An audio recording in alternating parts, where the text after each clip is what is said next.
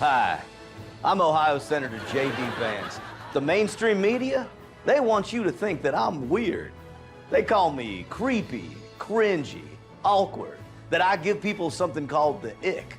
Well, you know, Senator, this is an evolution, and I know you've been asked about this before, about past comments that you've made about Donald Trump. You've said, I'm a never Trump guy, never liked him, terrible candidate, idiot if you voted for him, might be America's Hitler, might be a cynical a-hole, cultural heroine, noxious and reprehensible. So, of course, a lot has come out already on JD Vance's hatred for Donald Trump. He called him cultural heroine. He called him America's Hitler. That's a nice one. And numerous other things. Even after Trump was president, accused him of having failed, being a moral train wreck, so much more. And a lot of this has been out there, and I didn't realize along the way that, guess what, folks? Some of this came from NPR and some other outlets, but I went on NPR with Mr. Vance, JD, back in 2016, August to be exact, a few months before the election. I did realize that. What I didn't realize is he'd said some really interesting things on that with me, too. Now, we're talking now 2.5 months before the election or so. So I thought I would just share those and remind you the day after the debate, after this guy defended Trump to the very end, wouldn't say anything that Trump wouldn't say. Trump was perfect. Trump's the best. We now turn to the gotcha portion of the debate. Senator Vance, you called Donald Trump America's Hitler. Do you regret that? Well, the context matters. I meant that as a compliment. Wow, this guy's good. He's got an answer for everything. Thank you. That's quite kind. Hey, you're welcome. Okay.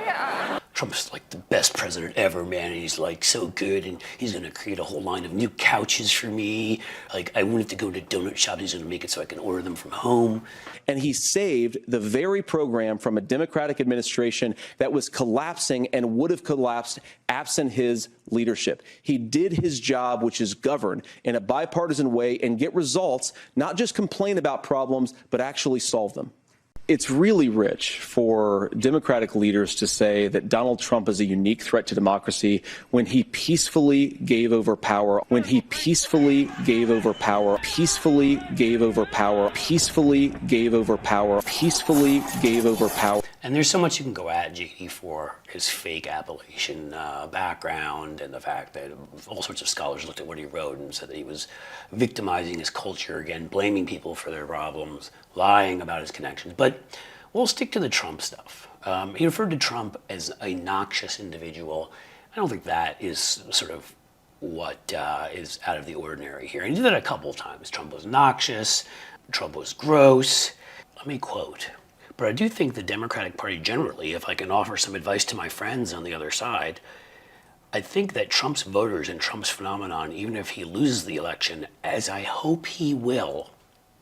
So, you know, JD's tried to play fast and loose with, he was joking when he said he'd hold his nose and vote for Hillary if he had to, and that's been sort of a source of question or not. Well, I now have a second example for you of him saying he wanted Donald Trump to lose. And no, not in texts to people, out loud on a news station with a Bloomberg reporter, Sam Tannenhouse, who was there, and myself. I was at the Daily Beast writing for them as a columnist at the time, and JD Vance, being hosted by Warren Olney, who used to host a show on NPR. That's correct.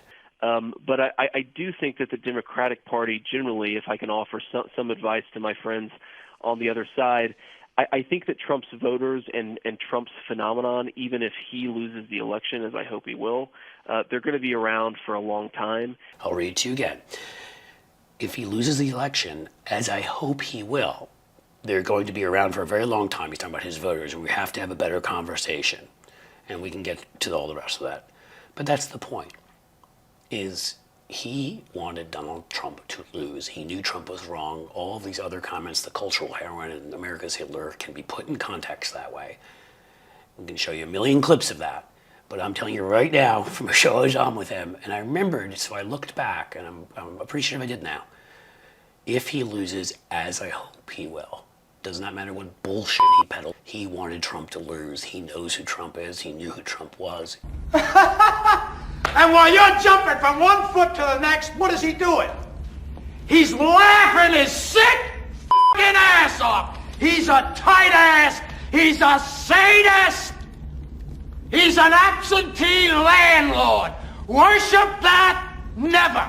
He just has a large, empty, donut-filled, and perhaps couch-filled husk where his soul should be, and does not care, because if he can get power and rise to this new right, type authoritarianism that Peter Thiel and the little Silicon Bros dream of, that's all that matters, even if Donald Trump is who he is. The National Conservatism Conference, where you had Doug Wilson speaking at this conference. And of course, coming to the high treachery you were all no doubt anticipating I would address, make all our teens woke by means of chemtrails. And you had JD Vance speaking there. America is a nation.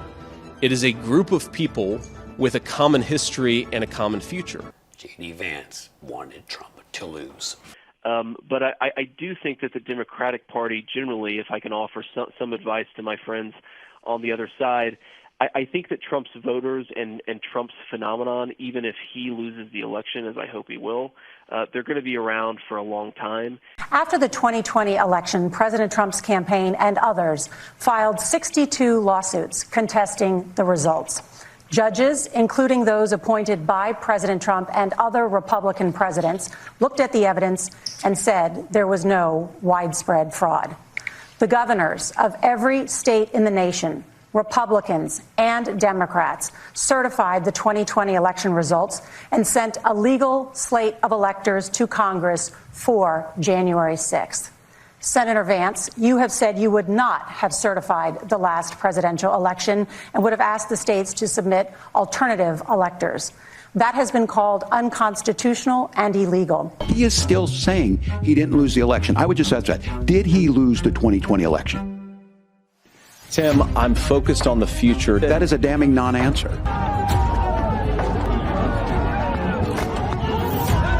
America, I think you've got a really clear choice of who's going to honor that democracy and who's going to honor Donald Trump.